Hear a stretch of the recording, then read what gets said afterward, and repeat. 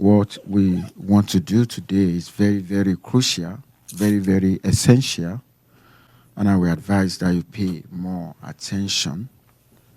Uh, we are gradually moving to the end of, this semester. In terms of the topics that we have covered, we are now in advanced stage of, the course. Today, the focus is going to be on variable selection. Um, there's a difference between variable selection and method selection or model selection. I'm going to say that again. There's a difference between variable selection and model selection. So a variable selection is a special form of model selection. In the outline, the first thing we're going to focus on, can we have a way to improve on an ordinary least squared? When I say ordinary least squared, I'm actually referring to the conventional approach of estimating parameters in linear regression model. Then the next on the line is how can we distinguish between model complexity and model fitness? There's a difference between them. Then learn the three criteria, the criteria for, variable selection. Then the procedure of variable selection. Okay, I'm going to walk you through that today. And one of them is the subset selection and the stepwise selection. Okay, before I go into, this, we find ourselves in a world where we can never get satisfied with whatever we achieve. We want to achieve more, and we want to break our record. The story actually started by trying to characterize relationship among variables. We started from two variable situation where we have response and a predictor, and of course we have assumptions before using the ordinary least squared, assumptions of linearity, normality, constant variance, independence assumption, and the absence of unusual observations that I call outlier and high leverage. And of course, you've been told that if this any of this assumption is violated, of course, you may not be able to trust your model. Okay. Now, at times we find ourselves in a world where we may be working with more than one predictor, right?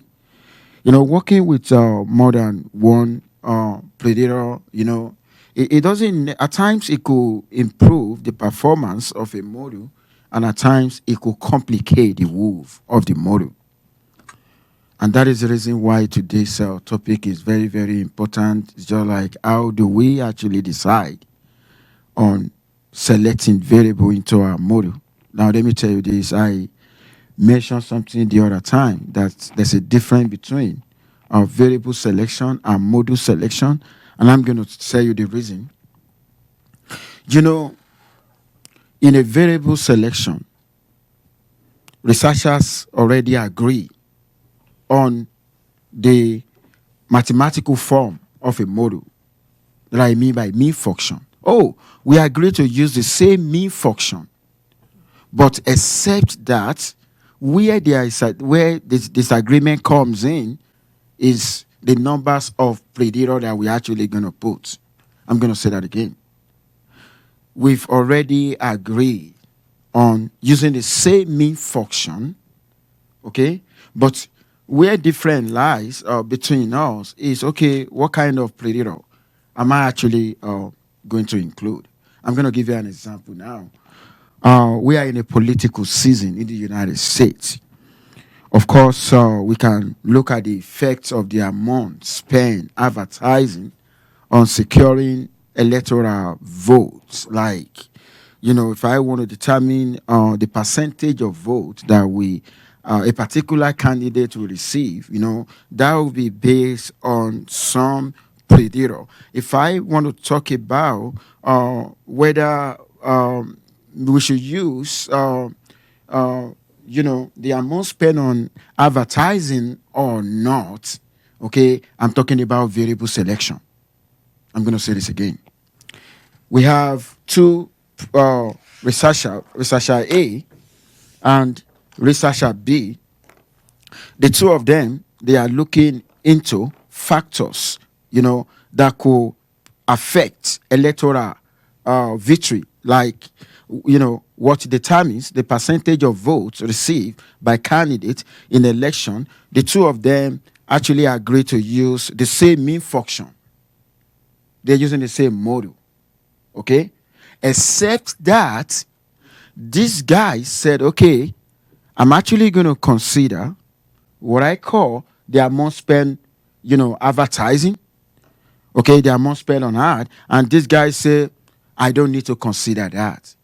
Though two of us, we're considering similar predator, except one particular predator. That's what we call variable selection. That is not called a model selection, because we are using the same model. The idea of the same model actually comes from using the same mean function.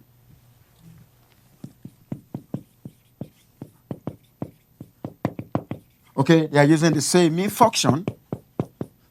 When I say mean function, that's exactly what I mean.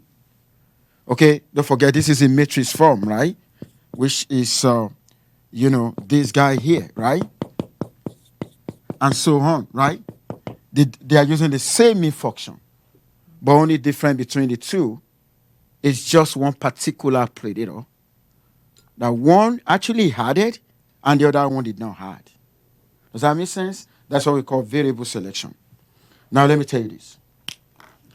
There is no disagreement about whether that predator should be, okay? There's no, the predator under investigation, there is no disagreement on whether it should be log, or whether it should be square root of this, or whether it should be this. There is no disagreement on that. Because if there's a disagreement on whether if one use log S and the other one use X, that is no longer a variable selection. That's a model selection. That's comparing different models. You know why? Because they have different mean function. Does that make sense now? That's what we mean. Okay? Because mean function is, it means the mean function is going to be different. Now, when can we identify a situation where the ordinary least square actually work great? That is when the number of observation is much more greater than the numbers of predator. Here, my P is predator. The predator features, the X, right? That is when the OLS actually work great. Okay, now what do I mean by work great? It means it's going to have a low bias and low variance. Okay, and the moment it has low bias and low variance, then it will be highly interpretable. So what makes model to be interpretable is when it has low bias and low variance. Does that make sense? Now, but what if in a situation where the number of observation is more or less equal to the numbers of features? Then we don't expect OLS to work great in that situation. And that was why I said we're actually going to have high variance. Okay, and high variance may result into what I call overfitting. Okay, and overfitting will lead to poor predictions. We normally encounter this with the polynomial regression when you're working with high order. Okay, now the worst scenario is the third one, when the number of observation is less than the numbers of predator. In fact, you know what is going to happen? Your OLS, what I call the ordinary least squared, will not be unique. Like, at times, it could even break down. If it doesn't break down, then you're basically you can't trust the estimate. You can't trust whatever inference you conduct using that. Because you know why? The variance will be extremely large. And when the variance is very large, you know what is going to happen? When you want to test for the significance of a particular predator, Because the variance associated with that predator will be very large, the standard error will be large, then the test statistic will be very, very small. And when the test statistic is very, very small, you're actually going to have a large p-value. When you have a large p-value, you know what happens? It's going to tell you that particular predator is not significant. Even if that particular significant supposed to be, if that particular predator supposed to be significant, it's going to say no. And in that situation, that's a situation where you're actually going to have multicollinearity. That's one of the causes of multicollinearity. And that's why you need to pay attention to the sample size and the numbers of predators. Now, what is the way out? When we have this problem, what is the way out? The way out is we could talk about the subset regression, which is what we want to do today. The subset regression, I don't necessarily need to use all predators. I'm basically going to consider the important ones, the ones that are likely to be significant. That's what we call the subset. Or another approach could be shrinkage. That's what we're going to do on Wednesday.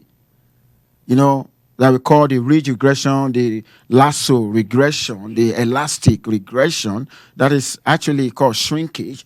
Okay, the shrinkage is the idea behind the shrinkage is just like when I have so many predators, it's basically going to shrink them, automatically remove those ones that are not likely to be significant. Okay, and the last approach is dimensionality reduction that we've done before, using the principal component analysis. Okay? But let me tell you each of these. They have their own advantage, they have their own disadvantage. Go ahead. Professor, you mentioned shrinkage. Then what's that of coefficient beta 1? It's going to reduce the predictor variables or the coefficients of that specific variables? You mean shrinkage of... What, can you say that again? Shrinkage is like reduction of the coefficients of specific variables, or like the variables are reduced. Oh, this is what happened. The beta, the coefficient that you are using. Let's say the coefficient of beta. We're talking about predators. The beta here gave the contribution of each predator, right? Now, the shrinkage of this actually means shrinkage of predators. Like shrinking means that some predators that are not likely to be significant, we're actually going to shrink them to zero. That's what it means. Does that make sense? So like the subset and shrinkage are nearly the same thing, right? You mean subset? Yeah. Subset. No, they are not. The subset is more or less like, instead of using all, I'm just going to choose part of that. But the shrinkage, we automatically assign zero to, the technique of the two is different. They are not the same. I understand your idea that, basically at the end of the day, this is more or less going to look and say, we're using subset of the entire thing. But the technique is not the same. Go ahead. Is significance very if there's a number of factors that are considered, significance is the primary one. What if a variable is significant but its coefficient is very small? In the normal model, I've not done any transformation or any other methods, but it's like in the order of 10 raised to the power minus something. A variable is significant, but the magnitude of the coefficient of variable is very small. Is that what you mean? Small, yes. It doesn't matter. You know why it doesn't matter? It's because of there's something that we call practical significance and statistical significance. Maybe if you want to talk about practical significance, it's different from statistical significance. The statistical significance is just going to say, we're going to focus on using the p-value. Is this significant or not? Without even, pay attention to the magnitude. But if I now want to talk about the practical significance, I'm talking about the effect size or stuff like that. But what we are interested in is it supposed to be part of the model or not? And after it is supposed to be, then I can now go before I talk about the contribution of a particular predator, I need to first investigate, does he have a significant contribution or not? Then later I will now come to the magnitude. Oh, what is the magnitude of this contribution here? You understand what I mean? So the most important is whether it is significant or not to be included in a model. That's a good question. Okay, now model interpretability. You know, I told you the other time, model explanation is different from model prediction. Is synonymous with the difference between basic science and applied science. In a basic science, we try to understand the world, understand and explain the world. That's a basic science. But in applied science, we make a prediction after understanding the world, right? Now, when P is large, what do I mean by P? When the numbers of predator is large, right? Then the OLS is not interpretable. And that is the reason why you see the data scientist is basically going to use algorithm. There's a lot of predators. What you call it big data. That's going to be a big data analysis. You get what I mean? The OLS is going to fail. It's not going to be interpretable anymore. You get what I mean? So that is what. Now, there will be some variable among us that have little or no effect on Y. We have a lot of variables. We know that. Can we be able to, we identify some of the predator variables that are not even important? If they are not important, we can actually, cut them out. Okay? And I said the model will be easier to interpret if we can remove unimportant ones. Because when we are left with a fewer numbers of predators, then that can guarantee model interpretability. When you have a lot of predators in a model, there's going to be a problem associated with the interpretability. Now, coming to shrinkage, this is what we're going to do on Wednesday. Okay, we're going to do this on Wednesday. The shrinkage is the ridge regression and the lasso regression. The idea here is basically, to shrink the unimportant variable to zero. Okay, and it has advantages and the disadvantage. The advantage is just like it will reduce variance. Don't forget, it is the variance that cause high variance cause overfitting that will lead to poor prediction. You know that, right? Okay. The disadvantage of this is going to increase bias. Let me tell you this. I used to tell my wife this. If you can't eat your cake and have it. We live in a world. I don't know why it happened. You're always going to identify something that is not going well. Because we live in a probability world. Look at that. You solve a problem of reducing the variance, but you keep your approach, introduce another, problem of increasing bias. And this does not always result in variable selection. Okay? I just wanted to take note of that. Now we've talked about this dimensionality reduction. Of course, the advantage of the dimensionality reduction. Remember, we've done a principal component analysis. Okay, we're no longer going to be working with the original variable at the end of the day. We're going to be working with a principal component analysis. And when you are working with a principal component, even though you've reduced the numbers of predator, you are no longer working with the original predator. You're working with a principal component. Because of that, the interpretation is lost. Okay, we've done this before, right? Okay. Now, the focus today is going to be on the subset selection. The advantage of that is just like we actually, instead of using all the predators, we're going to use a subset of that. With that, we're going to have a small linear model that will be interpretable. But the advantage is, we're actually going to use a combinatorial analysis. Like we need to consider the possible numbers of models before we can figure out the best one. Okay, and that will be true raised to power p.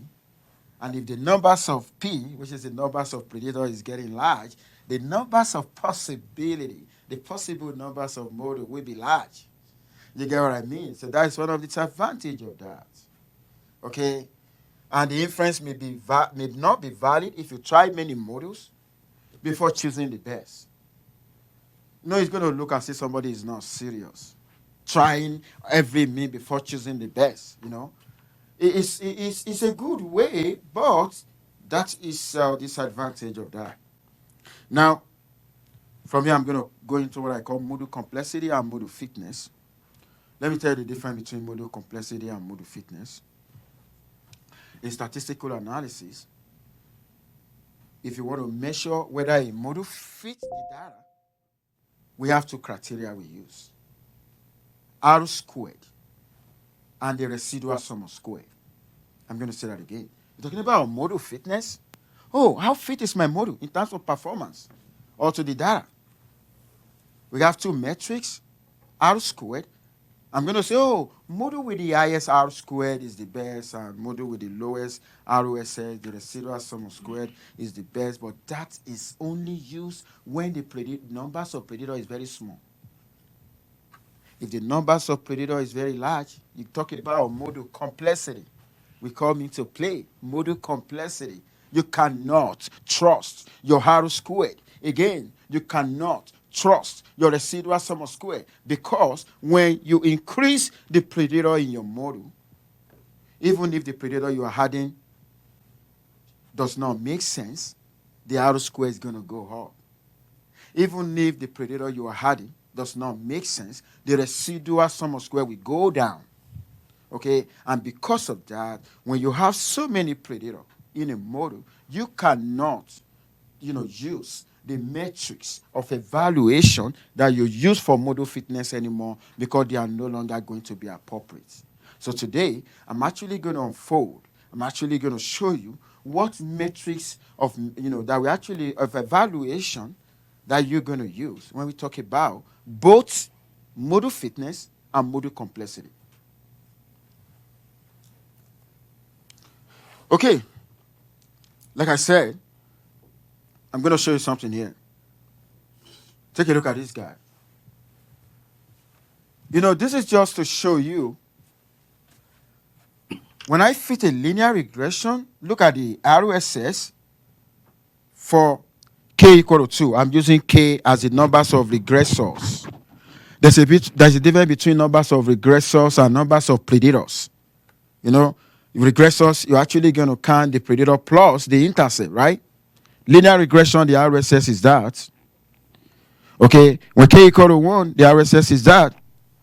And for k, here, 1, 2, 3, 4, 5, you actually, the RSS is actually 0 for k equal to 5. What do you see? When the k increases, what do you see? The RSS go down. Okay? The RSS actually go down. Okay? So that RSS cannot be trusted, because this is for a complex situation like this. Okay? Now I'm going to show you more. I'm looking at the effect of salary on experience. Okay? We fitted linear. Look at the RSS, look at the R squared. As we're increasing, what happened? The ROS square is actually going up. They take a look at that. Even though the nonlinear time we are adding is not significant, it's still just going to go up. Here we cannot trust R squared and the RSS in a model complexity, because we notice that, okay, the RSS, the residual sum of squares, is going to be decreasing. No matter what, it's going to be decreasing. Even if the predator or the regressor you are adding is not significant, it's just going to, the RSS is going to be going down, the R square is going to be going up. Okay? Now, what are the criteria that we now need to consider? Because the RSS fail. RSS is not reliable. R square is not reliable. They are only good when the numbers of predator is very small. And how small is that?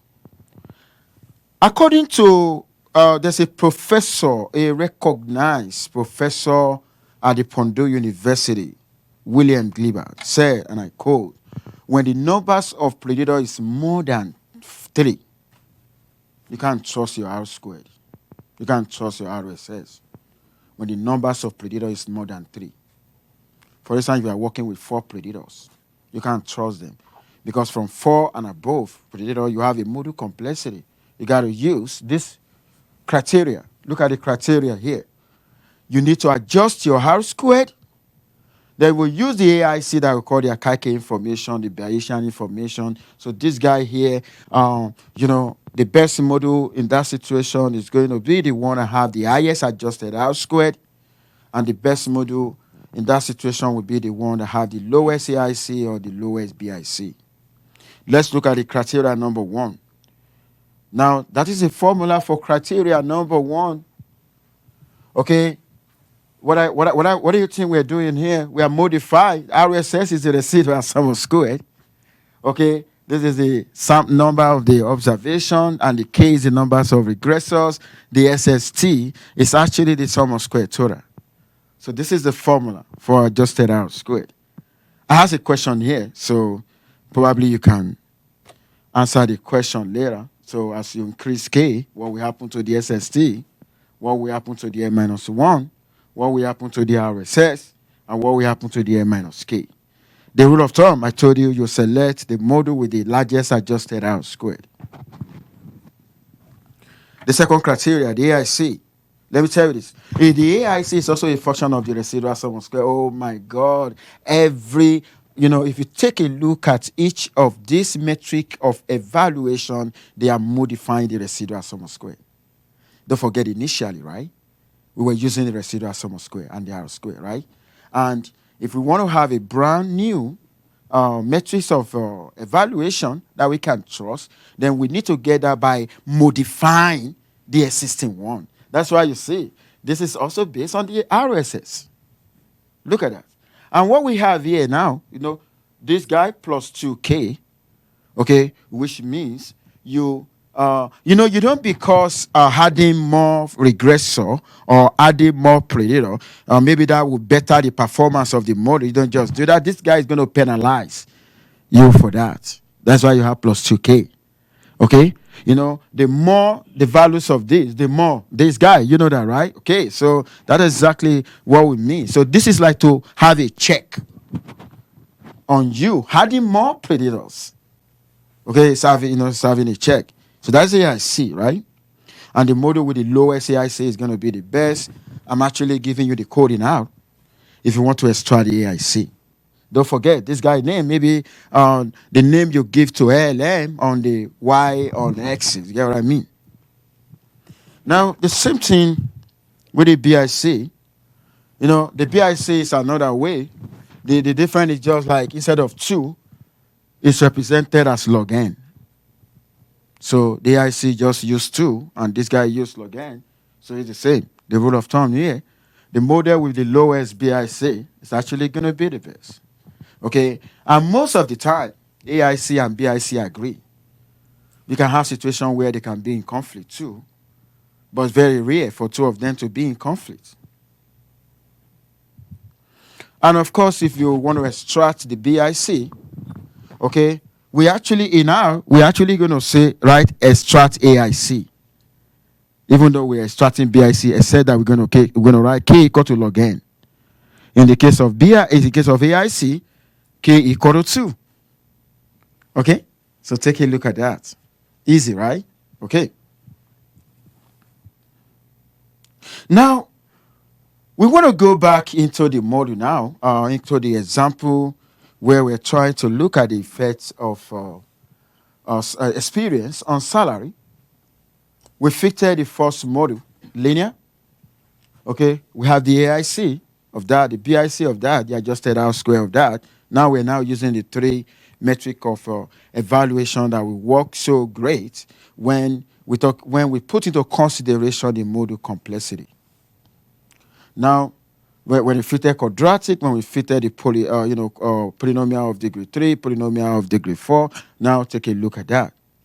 If you want to look at that now, the best model would be the one with the lowest AIC.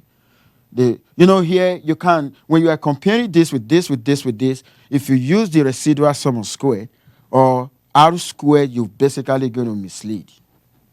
In this situation, you're basically going to use the AIC or the BIC of the adjusted R squared. Now, when you take a look at this, the lowest AIC here is actually this guy, right? And the lowest BIC here is also that guy. They agree here. And what is the highest adjusted R squared? The highest adjusted R squared here is this guy, which is corresponding to this. But you know what? We're actually going to agree with the AIC and the BIC because the difference between this guy and this guy is very, very small. When you even round that to 2 decimal, they're basically going to be the same. So why do I need to go to the higher order polynomial? Any question here? Okay. Like I said, this is a model. When you take a look at what we're doing here, we're comparing different kind of model with putting into consideration the regressor we are having. Now, I say often, this criteria identify a different model has the best. You can see there's a conflict between the adjusted R squared and the AIC and the BIC that we use experience or intuition or discretion on that. Okay, the criteria of model selection is what you're seeing now that I've presented to you. Now I want to move to selection method. What I just presented to you is just the criteria, right? But now selection method is the method of selection is different from the criteria used in in judging whether a model is the best or not. I'll get to criteria, or subset selection, and the stepwise selection. Under the stepwise selection, we're going to talk about the forward selection and we're going to talk about backward elimination. But let's get started with this. Now, I'm going to walk you with a mathematical approach of this. Take a look at this. I want to talk about all subset selection now. I want you to listen carefully. Ask me questions where necessary. Okay? Now, we are actually considering 3 predictor model. X1, a model that have 3 predictor, but we are thinking that whether we shouldn't use all of that. And using the method of subset selection, we basically want to put into consideration the possible numbers of models we can have around that. Then before we decide on the best. But I want to walk you through something now. Okay, the simplest model is basically going to be if I don't use any predictor at all. Now, because I have 3 predictors, the possible number, the other time I was showing you 2 raised to power p, right? 2 raised to power p, right? 2 raised to power p, here 2 raised to power 3, it means I'm actually going to consider 8 models. Okay? You're going to consider 8 models. For those of you who have done mathematics before, there's something that we call the power of a test, of a set. Let me quickly remind you this is synonymous with the power of a set. When we talk about the power of a set, we're talking about the number of possible subsets we can have. If I have a set A, set A equal to 1, 2, 3. Okay, the power of a set is number of the cardinality of that here, 2 raised to power 3, which is going to 8. Now, let me show you what the 8 is basically going to be. If I talk about the power of a set now, I'm actually going to have 1, okay, 2, 3, 1, 2, 1, 3, 2, 3, 1, 2, 3, 1, 2, 3, 4, 5, 6, 7. Extra credit. Can somebody tell me the last one for extra credit? You say 0, right? Or empty, right? Good job. So, empty. How many of them? 1, 2, 3, 4, 5, 6, 7, 8. That is that. You know what does this guy mean? I'm going to consider linear regression with predator x1 separately, s2, x3, with two predator x1 and s2, x1 and s3, s2 and s3, with all the predator, with no predator at all. That is what I have here. Let's take a look at it. 1, 2, 3, 4, 5, 6, 7, 8. Any question? Take a look at that.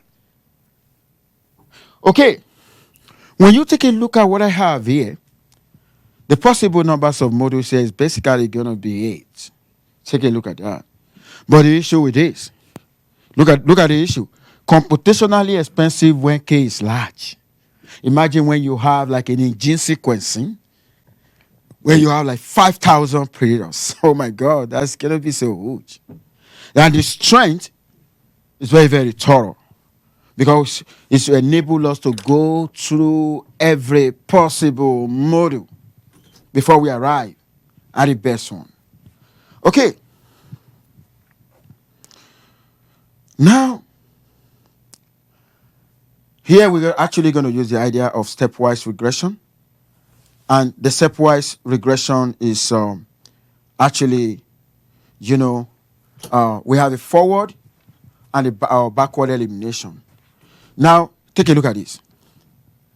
If I want to use a backward elimination, I'm going to use backward elimination.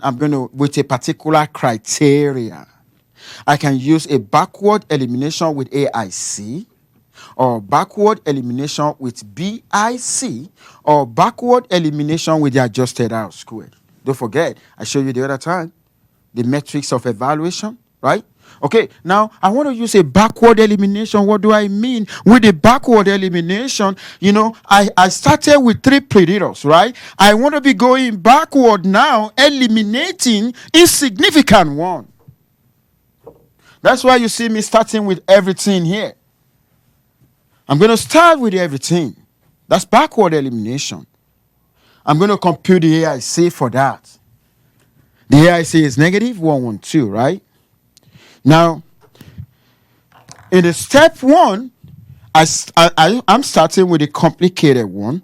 And in the step 2, I'm actually going to go to 2 variable situations. Look at that. This is 1, 2, 3, right?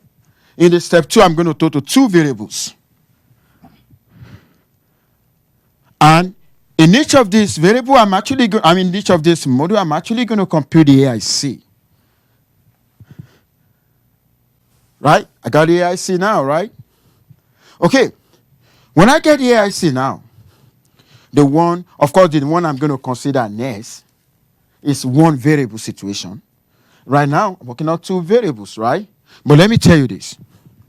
The one I'm actually going to consider next, I'm going to check this, which one is smaller than this. Because we said a module with a smaller AIC is the best, right? Oh, this guy is smaller than this guy is smaller than this, but I'm actually going to choose this guy. Which means if I want to consider one predator module, I'm only going to consider the one that have X1 separately and S3 separately. Take a look at that. You see that? You see that? This is coming from here. Because this guy has, the smallest AIC. Now I'm going to run this regression again, run that regression again, get the AIC of that. Now I'm here now, right? The next thing I'm going to do, after, I'm at 1 variable now. I may want to see if I can go back to 0, like intercept module. Is going back to intercept module going to be better than where we are now? But that now depends on whether the intercept is basically going to have the AIC lower than any of these. Okay, let's take a look at that. Okay, this is, of course, it is obvious, right? That after 1 variable situation, the next one is going to be no variable, right? Now we compute the AIC. Oh my God. The AIC this one that we got here is greater than this, greater than this. Therefore, we can't go here at all. we're only going to take a decision here.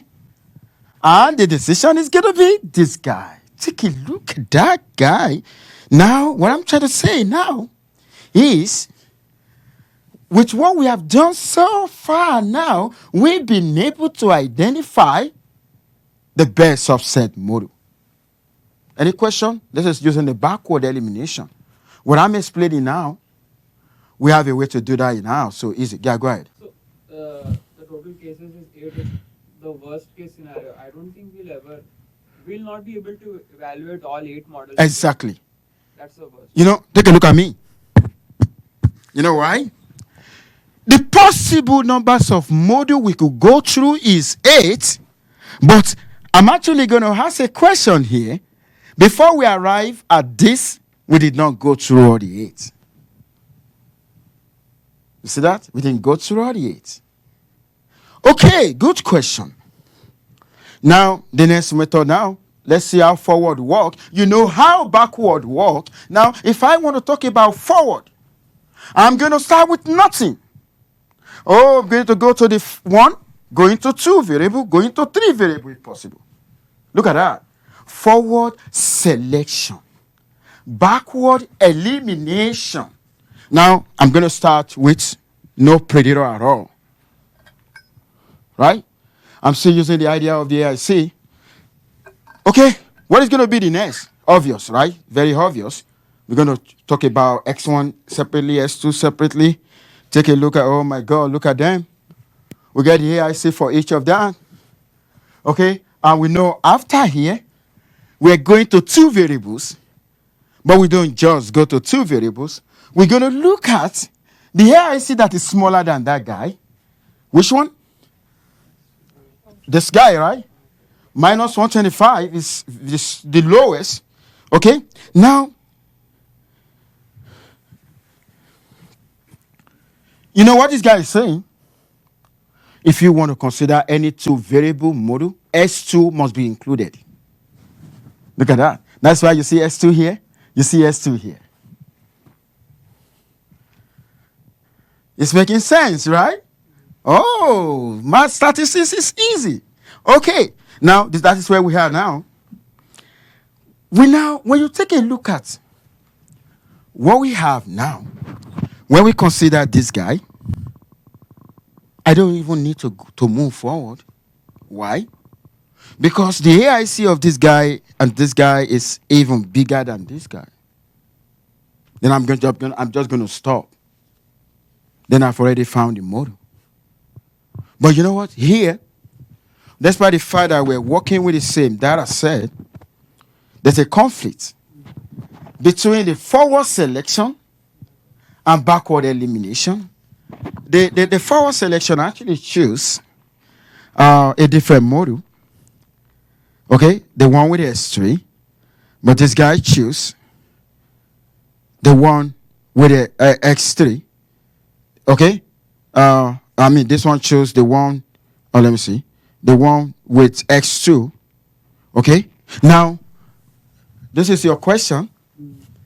How many models do we consider in this forward? We're talking about possibility. That is your question. Of course, you can see the numbers of models. You did not consider 8. But this guy say, how many models do we need to consider at most, not at least? This is when possibility is going to come in. You see that? Now, in the stepwise method, 2 roads diverge in the wood, and I took the one less traveled. And that has made all the difference. This is by Robert Frost. It really makes sense. That's a lot of predictor before me. But I actually want to consider the most simplest one, okay, that will save the day for me. Okay? What is the strength of the stepwise regression? Forward or backward, computationally efficient, but the weakness is not thorough. In some cases, may miss out the best model. I'm going to tell you why it's going to miss out, why it may miss out the best model. You're going to see now. Okay, here, it's choose X2, and this guy miss out on X3, Let's see the AIC. Compare the AIC of S2 and the AIC of the other one that guy actually chose. See that? This guy, the backward elimination, choose this. And in the real sense, this guy has the lowest AIC. You see that? Okay, so that is it. Oh, this is how to do it in R. So easy. Okay, I'm going to use the next 5 minutes to quickly explain this. If you want to do it in R. Now, I just walk it through. The mathematics behind that. If you want to do this in R, you need to load a package called Lips. I want to walk you through a different example. We want to work with the Rate My Professor data, where we basically want to look at the effect of some predictor on quality. Okay, now, you know the meaning of this? When you actually run this, okay, putting a star here, you know what it's telling you? It said, if you use this as a predictor, this as a predictor, this as a predictor, this as a predictor, separately, this is the best among them.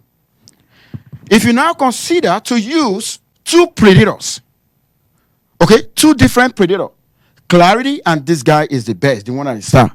If you want to use three predictors, then this guy is the best. Of course, if you want to use four predictors, all of them will be the best. You get what I mean? This is the first step. Now, the up subset selection will enable you to identify the best one predictor, the best two predictor, the best three predictor, the best four predictor. And the next thing you're now going to do, you now compare the AIC of the best. It's like comparing the best of the best. This guy is the best of one predictor. How do I know? Go back. The best of one predictor, clarity, to quality. The best of two predators is this guy and this guy. That has already identified that. Don't forget, here, you got 1, 2, 3, 4 predators. That will be 2 raised to power 4. How many possible modules? 16. Okay, now, you now come back here. You choose the best one predator, the best two predator, the best 3 predator, the best 4 predator. Compute the AIC for each of that. And the BIC. Then you now choose the best. Out of that, how will you choose the best? You choose the lowest AIC or the lowest BIC. This is a arrow program. If you want to write the backward elimination that I explained the other time. Okay, this is how to look at the code. With the code, they just give you the result. So easy, right? Then for the forward selection. In the forward selection, you start with the intercept, right? Look at that with the code, and you have that. Oh, that is the end of the lecture. If you're enjoying today's topic, let me see your hands up. Oh, you all like Stepwise? I like it too. Good job. Now I'm going to see you on Wednesday. Make sure you stay safe and have a lovely day. Bye for now, everyone.